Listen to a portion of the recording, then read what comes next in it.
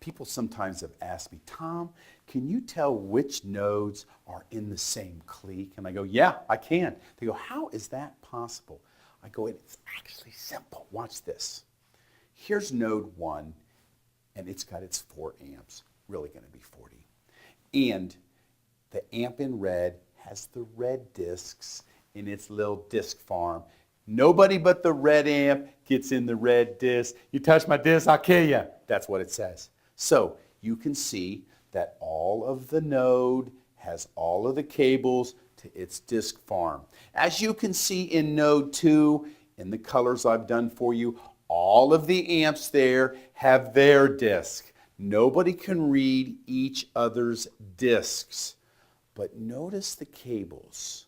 There's extra sockets there that I'm about to fill in for a very important reason, and that will identify the clique.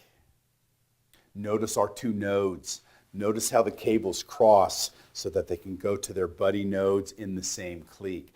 That's how you identify the nodes in the same clique. It's like you and your neighbors all having tunnels to each other's houses, and I go, can you tell which neighbors are cliqued together? And I go, sure, look at the tunnels. Now, think about this. Node 1 has its cables to its disc box because only the red amp is ever going to read the red discs. So why in the world would we also put cables to go over to the other disc farms? Very simple. If node 1 goes down and the red amp and its buddies all migrate over to node 2, they've still got to be able to read their discs. And now, once the migrate takes place, the red amp says, hey, I can still read my disc. And I go, yeah, welcome to Clique City.